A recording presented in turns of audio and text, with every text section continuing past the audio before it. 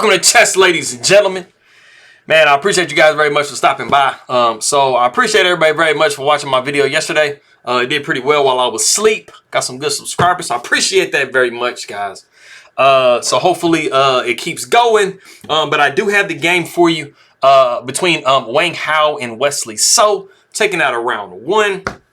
For always, as my people that are coming from the Philippines, I will say mabuhay, maligyang pagdating sa my chess, ladies and gentlemen. I appreciate you guys very much for coming by. Kapaya paan sa inyo. I appreciate you guys very much, for stopping by. Anybody who is coming from China, I will say ni hao and shishini for coming by and taking a look at my video. I appreciate it very much. But yeah, if you guys are ready to go, let's take a look, see what we got for this game.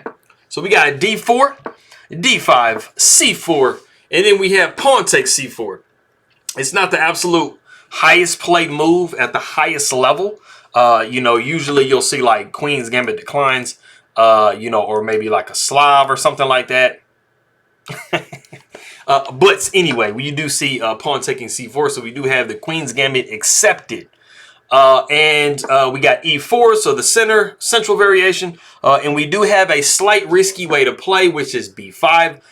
And even though you do really want to try to hold on to this pawn, it is almost impossible. Only if white doesn't play correctly is when you're going to hold on to the pawn, because as you see, this diagonal is very open.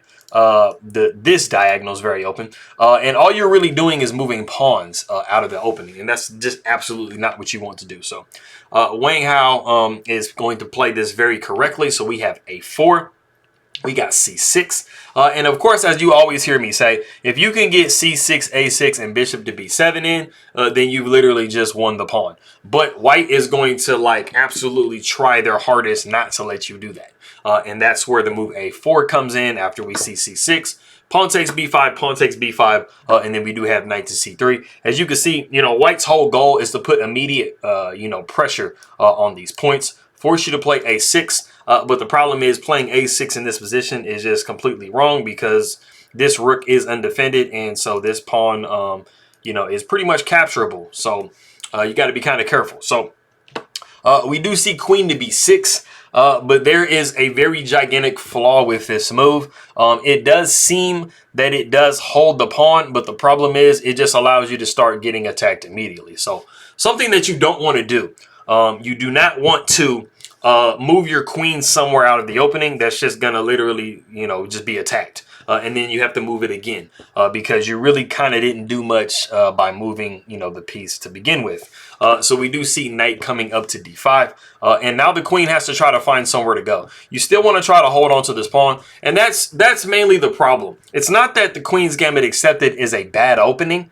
It's just the fact that if you are that type of person that really wants to try to hold on to that pawn, you're going to be basically playing so many random, moves that don't really do much for your position just to try to hold on to it. And I mean, the pawn really is not that important. So we do see queen back to b7, and then immediately we see bishop to f4. And as you can see, I mean, knight to c7 is very live. So you have some problems, and you're going to have to give up a pawn just to prevent it. So we do see e5, but that just allows bishop taking e5. And I mean, this threat is still very much live. So we do see knight to d7, which doesn't do anything, to protect against that. But it does allow with the queen a little counterattack on your own king because, yeah, as white, your own king is in the center of the board. So you do have to be kind of a little bit careful. So the way that Wesley decides to take care of this is knight to e2, which is the novelty of the game. Backing up, you actually definitely have the ability to play bishop back to f4. And then after knight g goes to f6, we do see knight to c7. And this is very playable as well. But like I said, you do kind of have some pressure on this e4 pawn, so you have to be a little bit careful. So like I said, knight came to e2. We saw knight taking e5, pawn taking e5, knight to e7, knight e to c3. We do have a6, and then we have reached a point in the game that if you do want to pause the video and try to see what move Wang Hao plays in this position, go ahead and do so.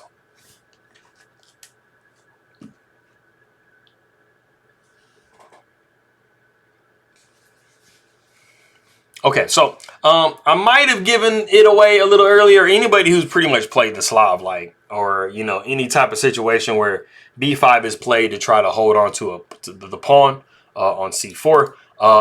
This b5 pawn is very weak. Like I said, this rook is undefended, but at the moment, the rook is actually defended, but there are an immense amount of tactics involved in this situation that basically make the pawn completely capturable. So the move is knight takes b5. And, you might think, okay, well, I could just take here or something, or I could take here because then the rook takes, I take back with the queen, I'm good to go. But the problem is all of these situations are pretty much mating. And then another problem is you can't just leave the position as it is because knight comes to d6 and forks the king and the queen.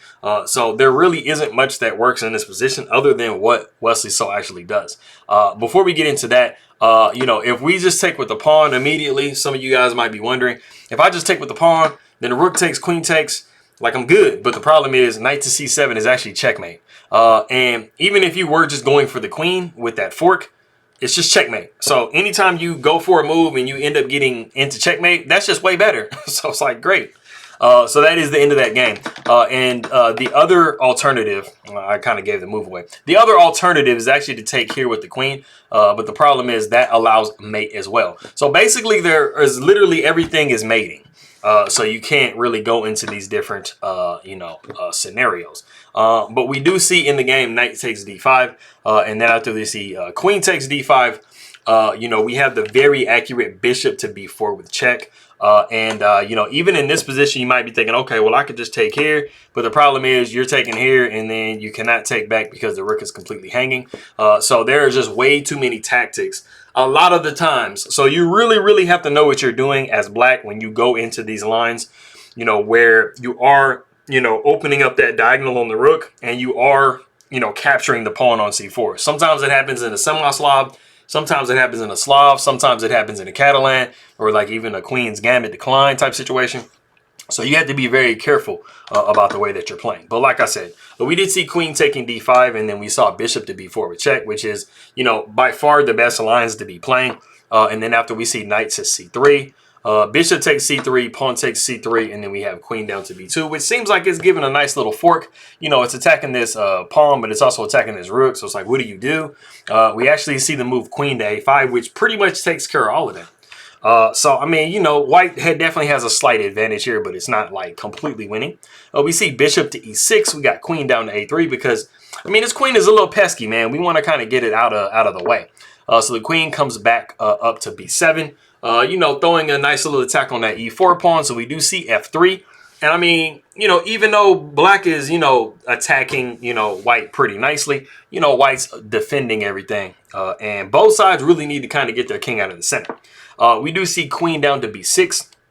And after bishop to e2, this is a nice placement for the queen because it is preventing castling. It just kind of, it kind of comes down to, is castling really important in this position for white? The queen comes down to e3. So the rook goes over to d1. We see a5. Queen goes up to d6, what might kind of seem like, wait a minute, man, I'm just hanging my pawn, right? Well, the king is actually going to be very safe on f2. Mostly because this is a light square bishop, so you don't really have to worry about like dark square weaknesses and stuff like that. So after the queen takes on c3, we do see king to f2, and then we do see queen over to b4. And this would be a very, very great trade for black if the queen takes here and we take back with the pawn, because we do have these two connected passed pawns, which is very dangerous, but we don't see that. We see queen to c6 with check, and this forces the move king to e7. It forces it because, you're forking this king and this rook. So you have to defend the rook. So king to e7 is the only move that does that. And this basically starts to allow white to get, penetrated into black's position. And it becomes a very real problem that black did not castle. Queen goes to c7 with check. King goes back to e8. We see rook up to d6. We see queen back to b8, trying desperately to defend. But we do see queen to c6 with check. The king goes down to e7. We see rook h goes to d1. So now we have the other rook involved in the game. This does allow, and this is something, it would have been really interesting if Wesley So had found this move. Anytime you're in any position, you always want to try to look for checks first. And that was something that literally was saving Wesley. So you saw the bar go way down. That was something that was literally saving the entire game. If this was something he found. I think it is something that's a little bit hard to find though, because when you're getting like relentlessly attacked like Wesley So is right now, these moves become very, very, very hard to find. But the move in this position was actually queen to a7 with check. You know, this forces, you know, black or forces white to defend in a very specific way. You can go down king to f1 or you can go queen over, but this does allow, you know, you basically to like deflect white away from attacking your position. For example, if we go queen to b6, now the queen is pinned to the king, so you don't really have time you know, to go rook up here. If you do this, you know, you're going to be looking at pawn taking, and you just gave away your rook for nothing. And I mean, you know, you have the ability to start like, you know, kind of just compounding the attack with rook to b8 on this queen. So you're pretty much going to put white in the position where they have to trade pieces, which they don't want to do. And so that was definitely a great chance that was missed by Wesley. So we actually saw rook over to c8, and you see the bar go back crazy again. This does allow rook to take e6 with check. And then after we see pawn taking e6, we see rook up to d7 with check. And it is in this position that Wesley So resigns the game. So basically, I mean, if you guys can't already tell that this is like 1000% won, there are only two different moves that you can make as black. You can either go king up to e8, or you can go king over to f8. Those are the only two options, right? So if we look at both of those moves, king going up to e8 just ends in checkmate very quickly after we see queen to e6 with check. The king goes over, and then, of course, we have queen to f7 with checkmate. Or you have king going up to f8, like I said, and then the queen still takes on e6, and you still have that check idea, but it literally just throws away your queen because the rook is up here instead of, you know, down here. So it is a major difference. So the only thing you can do to try to deflect away from the checkmate is, you know, placing your queen on a7 with check. The rook would take on a7, rook would take, and then you're just dropping your rook. And I mean, you know, the problem is no matter really where you move, if you move down here, you're looking at queen to c5 with check. If you move down here, you're looking at bishop to c4 with check, and it's just nasty. It's moving the king over where you don't want it to be. The queen is going to be coming down, and you're just getting mated. So that is the end of that game.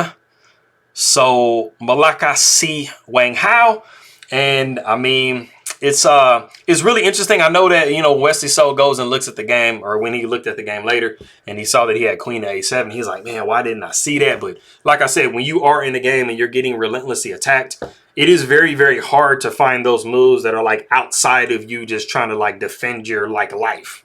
So I mean, it's happened to everybody, man.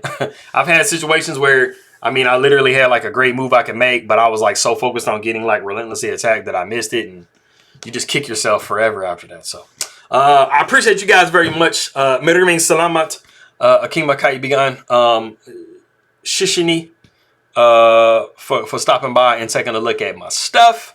And I will see everybody next time.